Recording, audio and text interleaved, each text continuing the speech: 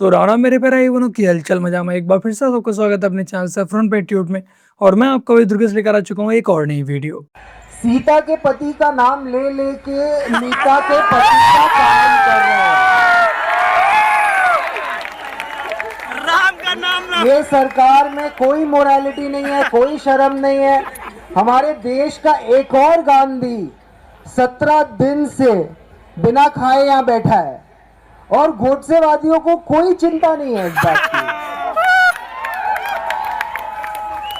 और सीता के पति का नाम ले लेकर नीता के पति का काम कर रहे हैं। ये जो प्रोटेस्ट चल रहा है ये छात्रों के हित के लिए चल रहा है। इस प्रोटेस्ट का हिंदुओं के देवी देवताओं के अपमान से दूर दूर तक कोई भी लेना देना नहीं है। आज कोई भी ऐरा गहरा मुंह उठाकर आता है, हिंदू देवी देवताओं का अपमान करके चला जाता है, क्योंकि वो अच्छे से जानता है जो हिंदू समाज है वो बहुत ही ज्यादा सहनशील है।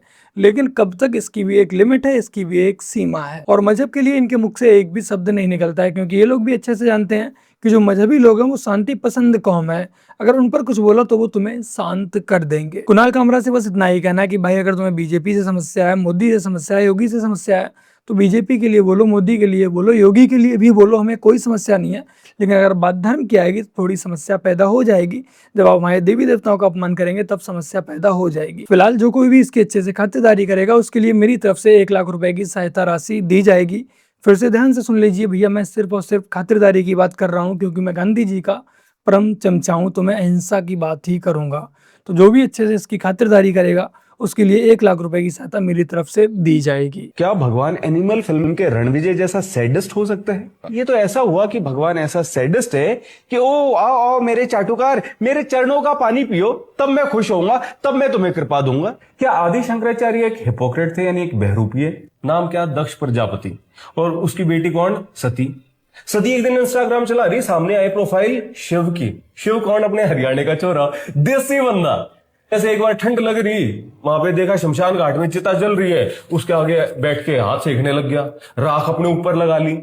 तो सती तो फुल इम्प्रेस, यार क्या कूल बंदा है, बोली डैडी मुझे तो इसी से शादी करनी है। क्या हम राजपूत दोस्तों पे तंज कसना बंद कर सकते हैं इस बात पर कि राजपूत राजकुमारियों की मुगल्स में शादी हो गई? ये प्रोटेस्ट छात्रों के नाम पर शुरू हुआ था, लेकिन अब इस प्रोटेस्ट में जो लोग भी इनके मंच पर आ रहे हैं सारे के सारे आकर बस हिंदू देवी देवताओं का अपमान कर रहे हैं, हिंदुओं का अपमान कर रहे हैं। और इस पार्टी के जो सीजेपी पार्टी के कार्यकर्ता हैं, जो इनके मेन मुखिया हैं, वो भी हिंदुओं का अपमान करने पर लगे हुए हैं। तो आप कैसे कह सकते हैं कि ये जो प्रोटेस्ट है ये छात्रों के हित में चल रहा है? क्या जो छात्र हैं वो हिंदू नहीं है? बार बार प्रेम भाई कहते हैं, आप प्रेमानंद जी महाराज भी तो बोल सकते हो। नहीं, महाराज क्यों कहे? वो कहाँ के महाराज? कौन सा उनका किंगडम है जहाँ के वो महाराज है? इन बाबाओं को महाराज क्यों कहा जाता है? आप जरा बताइए मुझे। इनको अल्लाह अकबर से कोई भी दिक्कत नहीं, इनके मंच पर आकर अल्लाह अकबर के नारे लगाए जाते हैं, लेकिन इन्हें प्रेमानंद जी महाराज को महाराज कहने से दिक्कत है। तो भाई तू है कौन ये सवाल उठाने वाला?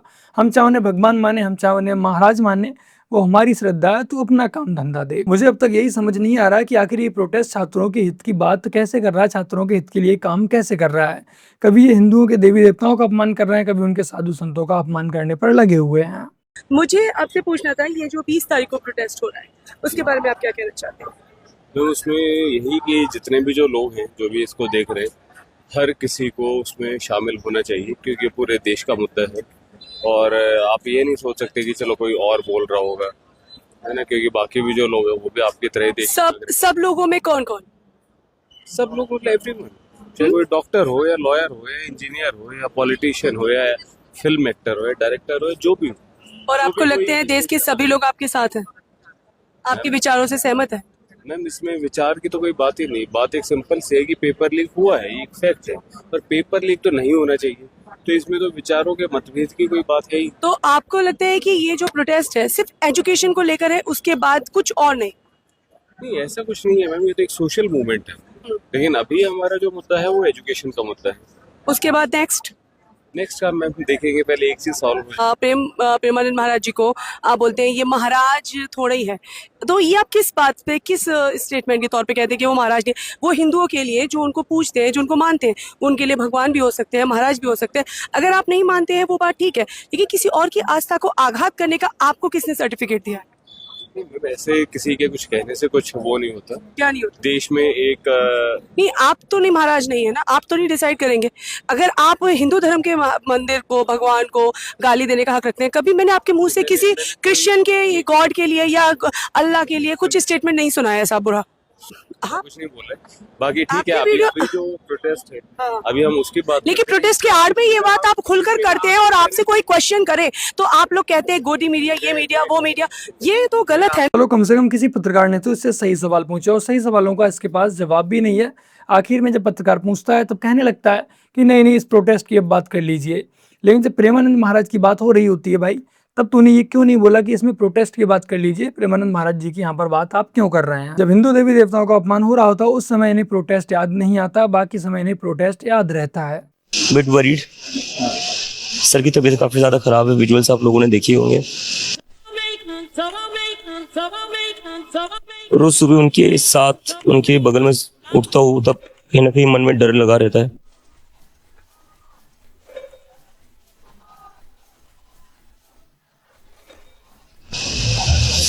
तो पिछले 2 दिनों से तो काफी ज्यादा डिस्टर्ब और वरीड भी हूँ। सर की तबीयत सच में बहुत ही ज़्यादा खराब है, जैसा कि विजुअल्स में आप लोग देख ही पा रहे होंगे कि सर जी स्टेथोस्कोप लगाकर लैपटॉप के माध्यम से अपने दिल की धड़कन को सुन रहे हैं। अब ये मत कहना कि सर जी धड़कन मूवी देख रहे हैं। मेरी जेब में 50 पैसे नहीं थे, लेकिन आज मेरे पास 500 करोड़ रुपए है। 500 करोड़, जानती हो 50 से 500 करोड़ का सफर मैंने कैसे तय किया होगा? को लेकर एक नया अपडेट आया है, उनका हेल्थ अपडेट। सोनम वांगचुक 18 दिनों से भूख हड़ताल पर हैं। आज डॉक्टरों की एक टीम ने सोनम वांगचुक की जांच की है और उन्होंने सोनम वांगचुक की हालत को सामान्य बताया है। उसका आज मेरे पास पूरा स्टेटस है और इसमें लिखा है कि सोनम वांगचुक जो 28 जून से अनशन उन्होंने प्रारंभ किया था, 15/7/2026 को यानी आज उनका चेकअप किया गया है।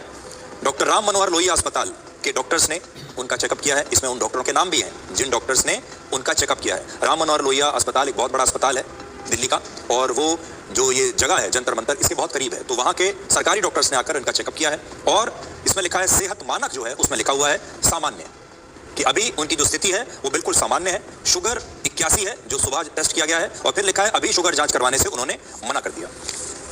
अगर आप लोगों ने थोड़ा बहुत भी गौर किया होगा तो आपको समझ आया होगा कि सोशल मीडिया पर अचानक से चारों तरफा बौछार हो जाती है पोस्ट की, वीडियो की, न्यूज आर्टिकल की, और पूरी दुनिया को सोनम वांगचुक की बहुत ही ज़्यादा चिंता सताने लगती है। एक महान वैज्ञानिक, एक महान सोशल वर्कर को, एक महान वातावरण प्रेमी को, फलाना ढिमका को हम लोग नहीं खो सकते हैं। सोनम वांगचुक हमारे देश के लिए, इस दुनिया के लिए बहुत ही ज़्यादा महत्वपूर्ण है।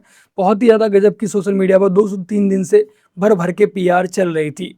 बट अब खैर मुझे ये रिपोर्ट देखने के बाद तसल्ली हुई है कि डॉक्टर्स ने कहा है कि सोनम वांगचुक एकदम परफेक्ट हैं और सही हैं। बाकी का बस एक बात मेरी समझ के बाहर है कि अगर कोई व्यक्ति 17 दिनों से भूखा है तो फिर उसकी तबीयत बिल्कुल एकदम नॉर्मल कैसे हो सकती है? या तो ये रिपोर्ट गलत है या फिर ये चुप चुप कर खाना खा रहा है। देखो, अगर मोदी जी कहेंगे मैं एक भी मीडिया को इंटरव्यू नहीं दूंगा तो ये लोग जाएंगे ना उनके पास। आपका एक इशू है कि मेन स्ट्रीम मीडिया नहीं दिखा रही, इट इज ट्रू कि मेन स्ट्रीम मीडिया नहीं दिखा रही, but the first 2 days of your protest you very clearly said मुझे नहीं चाहिए गोदी मीडिया, मेरे पास मत आना, मैं इंटरव्यू नहीं दूंगा। तो when you have decided to call them this end to keep them at a level, then is it fair to expect them to cover? कल को अगर मोदी जी कहेंगे मैं एक भी मीडिया को इंटरव्यू नहीं दूंगा तो ये लोग जाएंगे ना उनके पास, कवर करने तो जाएंगे ना, इंटरव्यू ना ले, बट उनकी एक्टिविटीज तो कवर करने जाएंगे ना। Why? Because is the prime minister, because लोगों की बात हो रही है, यहाँ पर भी लोगों की बात हो रही है। ठीक है, मेरा कोई स्टेटमेंट होगा, they can still come, but they are not. Why? Because many reporters, I know many senior reporters in many of the big channels, clear order है, बिल्कुल कवर ना करें।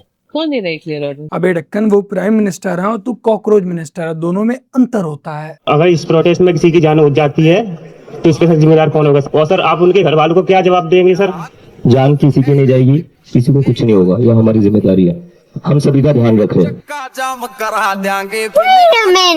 ट्वीट कर रहे कि सोनम वांगचुक को कुछ भी हो जाता है तो अभिजीत दीप जिम्मेदार होंगे। क्यों भाई? जान किसी की नहीं जाएगी, किसी को कुछ नहीं होगा, यह हमारी जिम्मेदारी है, अगर उन्हें कुछ हो जाता है तो सरकार जिम्मेदार होगी, सरकार क्यों नहीं आकर बात कर रही है? तो मीडिया वाले क्यों सरकार को बचाने की कोशिश कर रहे हैं और हम लोगों पर इल्जाम लगाने की कोशिश कर रहे हैं अभी से? किसी को कुछ नहीं होगा, यह हमारी जिम्मेदारी है। ये तो पक्का वाला भाई केजरीवाल का चेला निकला। पहले जिम्मेदारी इसकी थी और अब जिम्मेदारी सरकार की है। पहले इसका कहना था कि इस मंच से सिर्फ और सिर्फ छात्रों के हित की बात होगी, छात्रों के मुद्दे उठाए जाएंगे, लेकिन अब छात्रों के मुद्दे उठाने की जगह पर बाकी के सारे मुद्दे उठाए जा रहे हैं। और फिर मैं फिर से लड़ने के लिए तैयार हो गया, लेकिन मैं आपसे कहूंगा कि जो आप मनाए, जब तक आपके अंदर हिम्मत है, डट रहो, हम आपके साथ हैं। और 20 तारीख को आप देखना, हालांकि 19 तक गिर जाएगी सरकार।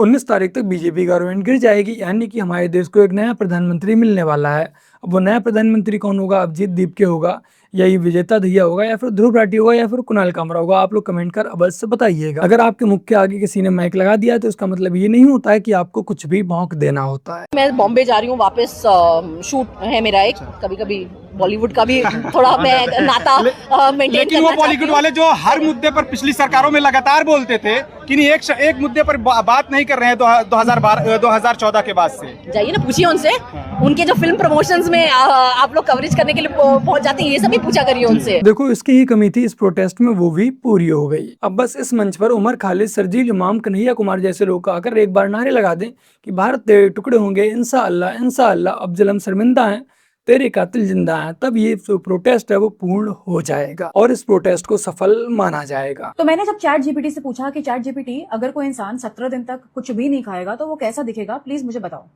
तो उसने मुझे ये फोटो दिखाई और ये रहे हमारे सोनम वांगचुक साहब। किसको पागल बना रहे हैं ये लोग, और मैं क्यों खड़े रहूं सोनम वांगचुक जैसे इंसान के साथ, जो मतलब जिसका कोई रिकॉर्ड ही नहीं है। 2014 के पहले उसने कोई प्रोटेस्ट नहीं की, किसी प्रोटेस्ट का वो पार्ट नहीं हुआ। इतने सारे पेपर लीक होते थे राजस्थान, बिहार, जब कांग्रेस की सरकार थी, तो कहां थे उस वक्त सोनम वांगचुक? जमीन के अंदर रहते थे क्या? और क्यों करता ये कांग्रेस के टाइम में प्रोटेस्ट? क्योंकि जब 2004-5 में केंद्र में कांग्रेस की सरकार थी, तब एक लद्दाख विजन 2025 बनाने के लिए कमेटी बनी थी, जिसमें वांगचुक मेन मेंबर था। और तब ये भाई साहब टूरिज्म भी चाहते थे लद्दाख में, इंफ्रास्ट्रक्चर भी चाहते थे, डेवलपमेंट भी चाहते थे, इंडस्ट्रीज भी चाहते थे। लेकिन अब जब भारत सरकार ऑल वेदर रोड्स बना रही है, बॉर्डर सिक्योरिटी को मजबूत कर रही है, इंफ्रास्ट्रक्चर बनाने की कोशिश कर रही है, तो भाई साहब को दिक्कत है। अब क्योंकि बीजेपी ये सब कर रही है, तो ये सब सोनम वांगचुक के अकॉर्डिंग कॉर्पोरेट लूट है। पाकिस्तान के साथ ऐसे तो इंडिया की दुश्मनी चल रही है, लेकिन डॉन मीडिया के इवेंट में, सो कॉल्ड क्लाइमेट इवेंट में, सोनम वांगचुक को बुला लिया जाता है और ये चले भी जाते हैं पाकिस्तान। लद्दाख के डीजीपी और सुरक्षा एजेंसीज ने इनकी फॉरेन विजिट, इनके लिंक्स, इनकी फंडिंग्स पर सवाल उठाए हैं। एनएसए ऐसे ही नहीं लग जाता किसी पर। ये कुछ नहीं, सिर्फ एक प्लांटेड डीप स्टेट एजेंट है जिसका काम है डोमेस्टिक अनरेस्ट क्रिएट करना। अपने लद्दाख के प्रोटेस्ट में ये खुद नेपाल का हवाला दे रहा था। और जिस प्रोटेस्ट से अरुंधति रॉय, स्वरा भास्कर, उमर खालिद का जिहादी बाप जो कि सिमी का फाउंडिंग मेंबर है, प्रकाश राज, योगेंद्र यादव जैसे लोग जुड़े हैं, उस प्रोटेस्ट का जो मोटिव है वो कभी साफ सुथरा हो सकता है क्या? सोनम वांगचुक मस्त वहां पर लेटे हुए हैं जंतर मंतर पे, और वहां पे एंटी हिंदू, एंटी ब्राह्मण, एंटी आरएसएस, इस तरह के स्लोगन्स बोले जा रहे हैं स्टेज से। तो मैं कैसे मान लूं कि इस प्रोटेस्ट का जो मोटिव है वो स्टूडेंट्स के एजेंडा के लिए है? 2-3 दिन से देख रही हूँ कि अचानक से पूरा एक लेफ्ट का इकोसिस्टम एक्टिवेट हो गया है। एक्टर इन्फ्लुएंसर्स इन्वॉल्व हो गए कि सोनम वांगचुक आपके लिए, हमारे लिए भूखा है वो इंसान, और अगर हमने इस पे कुछ बोला नहीं तो आने वाली पीढ़ियां हम पर थूकेंगी। ओ प्लीज, कि आने वाली पीढ़ियां सोनम वांगचुक का इतिहास भी देखेंगी, उसका सेलेक्टिव एक्टिविज्म भी देखेंगी। तो मैं तो सोनम वांगचुक की ऐसी फोटोज देखकर उनकी बातों में नहीं आने वाली। उम्मीद करती हूँ कि आप भी नहीं आएंगे। तो बस मेरे प्यारे भाई बहनों, आज की अपनी इस वीडियो में इतना ही। वीडियो को लाइक, शेयर, कमेंट और अपने इस चैनल को सब्सक्राइब ऐसे कर लीजिएगा। चलिए फिर मिलते हैं एक और नई वीडियो के साथ, तब तक के लिए जय हिंद, वंदे मातरम, जय श्री राम।